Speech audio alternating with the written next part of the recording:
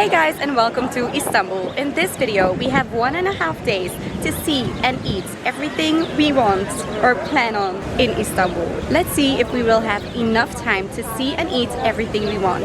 I'm not alone this time. I am joined by my best friend. Hi! Zara and Sara are back together and we are in the beautiful Istanbul. So let's start with where we are staying. We got an upgrade, you guys. We are staying at the local hostel, which is in the Sultan Ahmet region, and we had booked a private twin room, but we just got upgraded to the best room of the house. So now Zara will sleep here and I get to sleep there. And we have an incredible balcony with a view over Istanbul.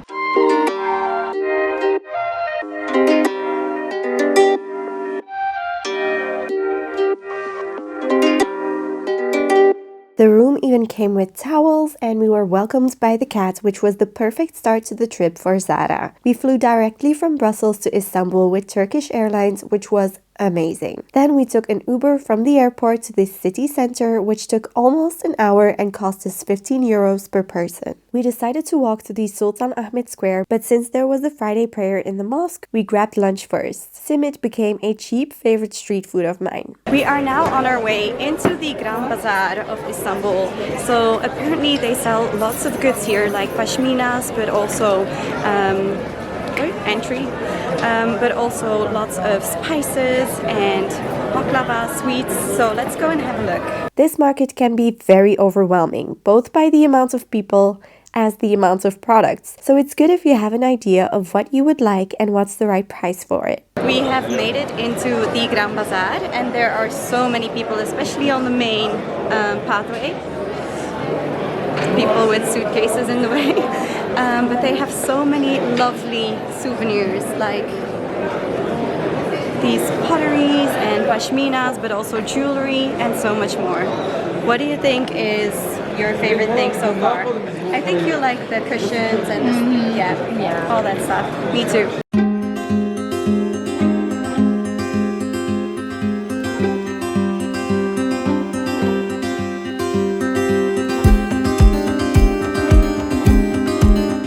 When you come here, you do need to make sure that you bargain and maybe look up the prices of things in advance so that you do not overpay for the things that they sell here, because a lot of the stuff is not the price that they give. I think it's maybe like a fifth of the price. Apparently this is also the best place to exchange some money. After exchanging some money at the perfect exchange rate, we decided to try our luck again on the Sultan Ahmet Square.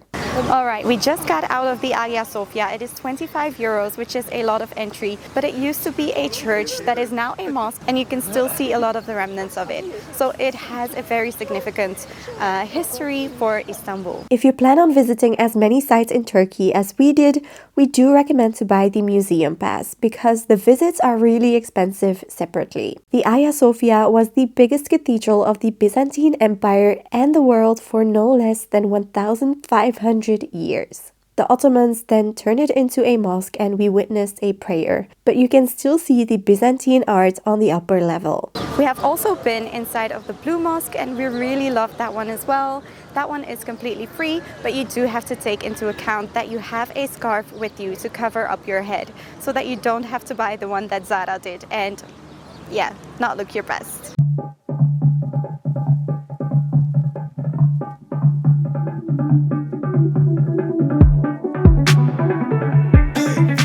We had walked a lot by this point, so we walked back to our hostel before taking an Uber to the Karaköy area for the sunset.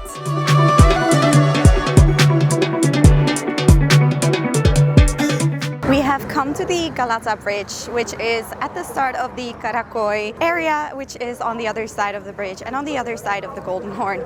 So we've come to watch the sunset with a fish kebab. These fish kebabs are very popular and really affordable. Beneath the bridge you can find lots of restaurants as well, and you can take ferries from here to the Asian side of Istanbul, which we didn't have time to visit, unfortunately. The wraps were freshly made on the fire, so no need to be scared of the hygiene. The food was properly cooked, but rather salty because of all the spices. And And now we are going towards the Galata Tower to see what the area is like and have a look at some shops. And we need a drink. We haven't drank anything all day. Of course, something had to be under construction, right? However, the area is super lively and we had another food stop in front of the tower. The famous Vienna Kavesi cheesecake was to die for. From here, we walked to a pretty viewpoint and caught the last bit of golden hour. We got the tram back with our day pass that we got from the machine and watched the Blue Mosque from the shower before an early night. The next morning, we woke up early, had breakfast at the hostel, and visited the Topkapi Palace. Get a ticket at the self-service machines and grab your free audio guide at the entrance. You will need to pay extra to visit the harem, but it's worth it, and head there first to avoid crowds later on. We have come to the Topkapi Palace, and this is definitely one of the main sites to see when you come to Istanbul. It is a bit on the expensive side, but it is huge, so you will need a lot of time to see everything around here. It is quite busy, but it's so big that the people seem to be quite spread around, so it's not like you are literally rushed through the place with loads of people like in the Alhambra or the Vatican Museum, as I said before. But it is really beautiful, lots of outdoor spaces as well. Definitely recommend coming here, but take your time. Here you can see the former residential quarters of the Ottoman sultans and all their staff. It's crazy to see for how much staff they had infrastructure, from the dormitories to their basic bathrooms and even a smoke room. They were all connected by covered passageways decorated in beautiful painted tiles.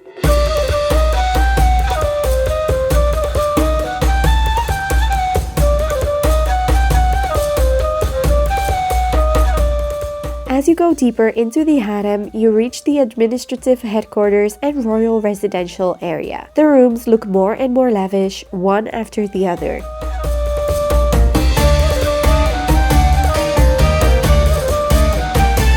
After seeing the harem, you should make your way to the treasury. The earlier the better, because everyone wants to see the unbelievably brilliant jewels and weapons. The most famous artifacts are the Spoonmaker's diamond, which is the 4th largest diamond in the world. The Topkapi dagger is encrusted with diamonds, emeralds, and other precious gemstones. It's one of the world's most expensive weapons. If you still have time and energy left after this, then you can see important Muslim relics and artifacts, a cute library, and stunning views of the Golden Horn. We turned in our audio guide at the return point and got the tram to the Taksim Square. Kizil Kayalar is a place that's famous for their wet burgers. I first tried their homemade ayran, which is basically a slightly salted yogurt drink, but I loved the burgers way more, even though they don't look like much. They are delicious.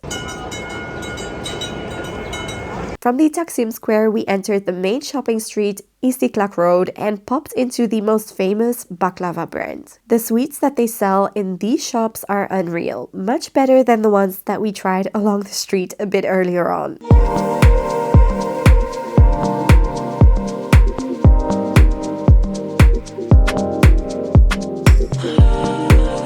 Once we arrived back in the Galata area, I got another treat at Helvaci Ali. This was pistachio helvaci, but I didn't really like it. We wanted some proper Turkish food for dinner, so we headed to the well-hidden tavanarasi. I tried the manti, which are Turkish ravioli with a yogurt sauce and chili oil, and I absolutely loved it. There are many bars and cool shops in this area, and it's so much more vibey than Sultan Ahmed. We walked back to our accommodation, crossing the Galata Bridge and taking in the sparkling city lights.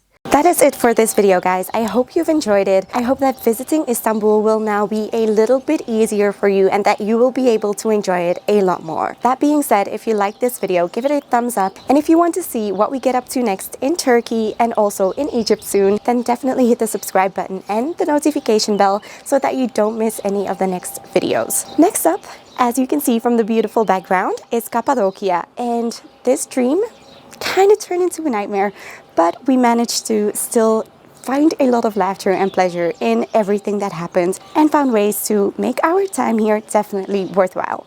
So subscribe if you don't want to miss it, and then I will see you in the next video. Bye!